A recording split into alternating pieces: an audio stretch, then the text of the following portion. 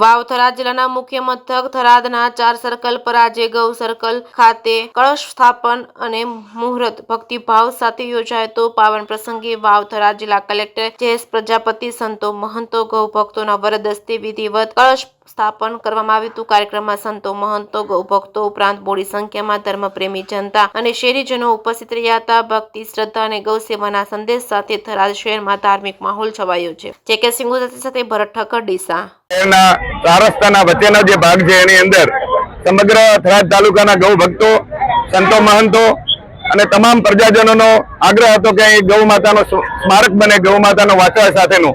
તો એક ટૂંકા ગાળાના આયોજનમાં આ લોકોએ પોતાનો વિસ્તાર મૂક્યો અને માનનીય અધ્યક્ષ વિધાનસભાના શંકરભાઈ ચૌધરી સાહેબે તાત્કાલિક 24 કલાકની અંદર મંજૂરી અપાવી અને આજે એનું કળશ સ્થાપન આપણે જિલ્લા કલેક્ટર સાહેબ શ્રીના અને સંતો મહંતોના હસ્તે સ્થાપન કરવામાં આવ્યું અને આજે સમગ્ર ગૌ પ્રેમીઓ, સમગ્ર થરાદ તાલુકાના ગૌ પ્રેમીઓમાં આનંદ છે કે હિન્દુ રાષ્ટ્રની જેમાં 33 કરોડ દેવતાઓનો વાસ છે એવી ગૌ માતા અને વાછરડા સાથેનું સ્મારક સદા થરાદના 4 રસ્તાના સર્કલ ઉપર રહેશે અને શંકરભાઈ ચૌધરી સાહેબનું પણ આ ઇતિહાસની અંદર નામ રહેશે કે આવો એક હિન્દુ રાષ્ટ્ર માટે આવું એક સ્મારક બનાવવા માટે તાત્કાલિક મંજૂરી અપાવી અને જિલ્લા કલેક્ટર સાહેબશ્રીએ જ્યારે આનું ઉદ્ઘાટન કર્યું ત્યારે સમગ્ર ગૌ પ્રેમીમાં ખૂબ આનંદ છે। અમારી સાથે ગૌ સેવામાં સાથે કામ કરેલા અમારી સાથે મિત્રો વાલજીભાઈ